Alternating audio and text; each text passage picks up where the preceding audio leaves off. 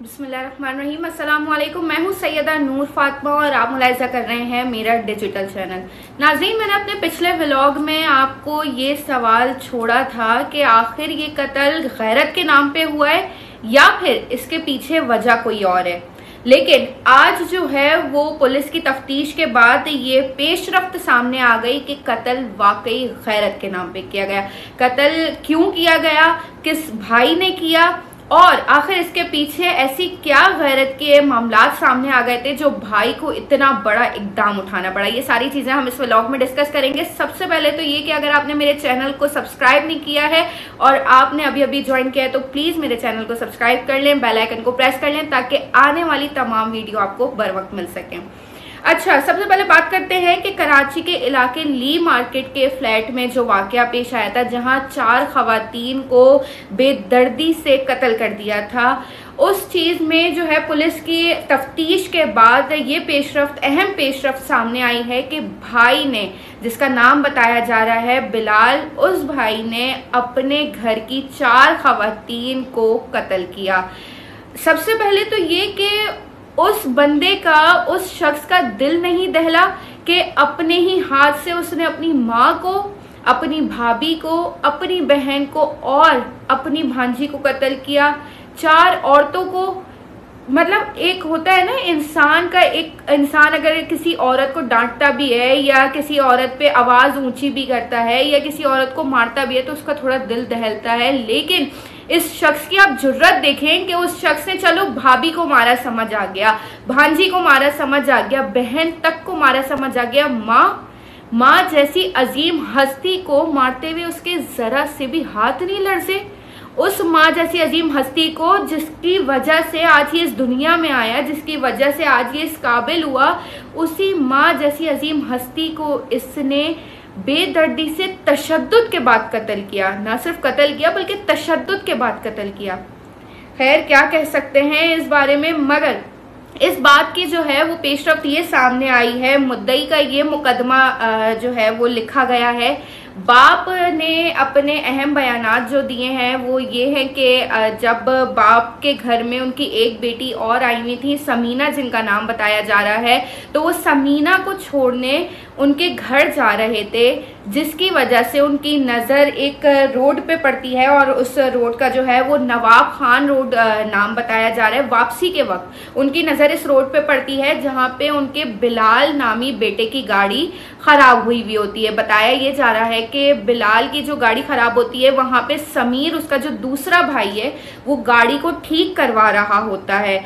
जब बाप देखता है कि समीर वहाँ पे बिलाल की गाड़ी के पास मौजूद है तो बाप सवाल करता है कि बेटा क्या हुआ, क्या नहीं हुआ। तो समीर जो है वो जवाब में बाप को कहता है कि आप वालिद साहब घर जाइए, मैं जो हूँ वो गाड़ी सही करवा के घर आता हूँ। बाप जू के तू अपने घर वापसी आता है। जब दरवाजा नॉक करता है तो दरवाजे पे कोई नहीं आता, जैसा कि हमने ये पिछले अपने व्लॉग में डिस्कस किया था। दरवाजे पे नॉक किया जाता है तो कोई भी नहीं आता है और इसके बाद वो हाल फिलहाल दरवाजा तोड़ डालते हैं।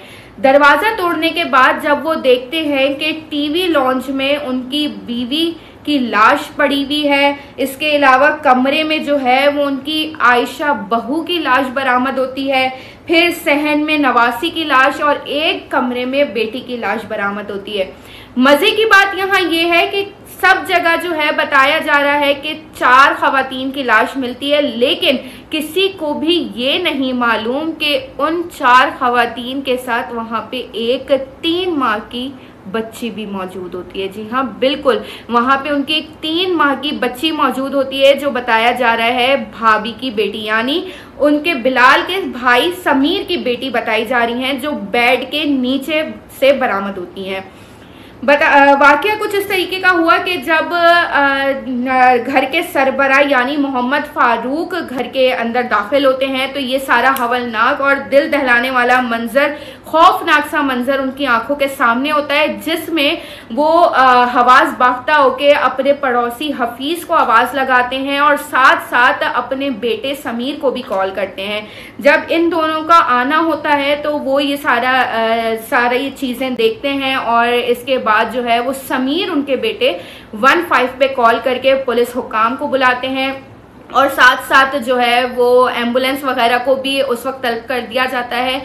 ये सारी चीजें होने के बाद जब बिलाल को कॉल की जाती है और बिलाल आता है, तो कहानी का ट्विस्ट यहाँ से आया है। जब बिलाल घर में दाखिल होता है तो बाप की नजर बिलाल के हाथ पे पड़ती है।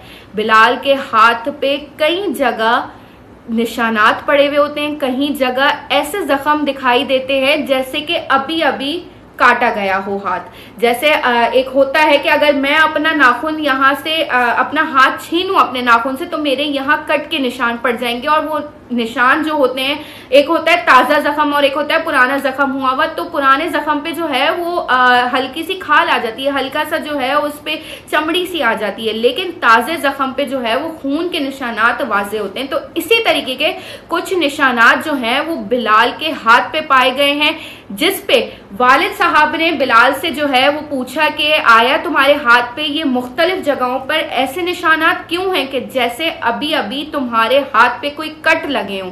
तो उस पे बिलाल का ये जवाब था, उसने एक तो जो है वो आए बाय करके और अपने वालिद की बात को खातिर ख्वाह में ना लाते हुए बात को घुमा दिया और जो है वो आए बाय करके जवाब दे दिया। लेकिन उसके बाद जब पुलिस बाप का रिकॉर्ड जो है वो तलब करने आई, बाप का बयान लिखने आई, तो बाप ने ये पेशरफ्त की कि जब ये सारा सिनेरियो कंडक्ट हुआ और हमने बिलाल को कॉल किया और बिलाल को बुलाया गया, तो बिलाल के दाएं बाजू और बाएं उंगलियों पर निशानात मौजूद थे, और बताया ये कि ऐसे निशानात जैसे कोई अपने डिफेंस के लिए लड़ रहा होता है और दूसरे वाले के हाथों पे निशानात आ जाते। इस तरीके के कुछ निशानात बिलाल के हाथ पे मौजूद थे। इसकी वजह से अहले खाना का और पुलिस हुकाम का जो शक है वो बिलाल पे जाता है। शक की बुनियाद पे वो उसे गिरफ्तार तो कर लेते हैं, लेकिन आखिरकार बिलाल इस बात का खुद ही एतराफ़े जुर्म कर लेता है कि हाँ, मैंने कत्ल किया है अपने घर की 4 खवातीन को, यानी अपने घर की बहन को, बेटी को, भाभी को और माँ को मैंने कत्ल किया है। क्यों कत्ल किया है? अब कहानी जो है वो इस तरीके से घूमती है कि बिलाल ने तो बता दिया कि हाँ मैंने कत्ल किया। अब कहानी में ये है कि बिलाल ने क्यों कत्ल किया। तो बिलाल ने गैरत के नाम पे अपने घर की 4 खवातीन को सुला दिया। वो इस तरीके से कि उसे जो है वो शक अपनी बहन पे था। बताया जा रहा है कि बिलाल जो है वो तलाक याफ्ता है, यानी बिलाल ने कुछ माह पहले ही अपनी बीवी को जो है वो तलाक दी, और बताया ये भी जा रहा है कि 2 महीने पहले, करीबन 2 महीने पहले ही बिलाल उम्रे जैसी सादत से जो है वो आया था, और इसके बाद भी उसने ये जो काम किया है, जो इबरतनाक उसने ये काम सरंजाम दिया है, इसके बारे में तो दूर दूर तक ही मिसाल नहीं मौजूद कि ऐसे इंसान को क्या कहा जाए। ऐसे इंसान को आया सबके सामने सूली पे चढ़ाया जाए कि वो नाउजुबिल्लाह मिन ज़ालिक खुद ज़मीनी फिरौन बन के मौजूद है, या फिर ऐसे लोगों को जो है वो सख्त से सख्त सजा दी जाए ताकि आइंदा कोई भी माँ, बहन, बेटी गैरत के नाम पे कत्ल ना हो। कोई भी बाप, कोई भी भाई, कोई भी बेटा या कोई भी शौहर दुनियावी खुदा बनके उनके जो है वो आखिरत की या उनकी दुनिया की जो है वो किताब बंद ना कर सके। खैर, जब बिलाल ने इस चीज का बयान दिया कि मैंने गैरत के नाम पे कत्ल किया है, तो वो गैरत का मामला जो है वो उसकी बहन से जुड़ता है, और वो जुड़ता इस तरीके से है कि उसे शक था कि उसकी तलाक याफ्ता बहन का किसी और के साथ नाजायज ताल्लुक था। नाजायज ताल्लुक की बुनियाद पे अगर उसे शक था तो वो अपनी बहन को कत्ल करता ना। अपनी उसने ना वालदा से ये चीज पेश की कि मैं अपनी आया वालदा से बात करूं, ना उसने ये जरूरी समझा कि मैं अपने वालिद साहब से बात करूं कि आया ये मेरी बहन जो काम कर रही है ये गलत कर रही है, ये ना बहन को बिठा के समझाया, बल्कि आया गैरत के नाम पे उससे छुरी उठाई और चारों जो है वो खवातीन को ऐसे ज़िबा कर दिया जैसे वो भेड़ बकरियां हों। खैर, जब बिलाल ने इन चारों को कत्ल किया और मामला ये सामने आया कि भाई गैरत के नाम पे बिलाल ने जो है वो उनका सरकलम किया है और उनको जो है वो ज़िबा किया है, ना सिर्फ ज़िबा किया बल्कि तशद्दुद भी किया है, तो पुलिस ने जो है वो उसको अपनी कस्टडी में ले लिया है। लेकिन उसके साथ एक और बंदा मौजूद था, मुलव्विस था। वो कौन था उसका अभी तक पता नहीं लगाया जा सका है। उम्मीद करती हूँ आपको मेरा ये व्लॉग पसंद आया होगा। मजीद मुझसे जुड़े रहने के लिए मेरे चैनल को सब्सक्राइब करें। तब तक अपना ख्याल रखिएगा। अल्लाह निगहबान।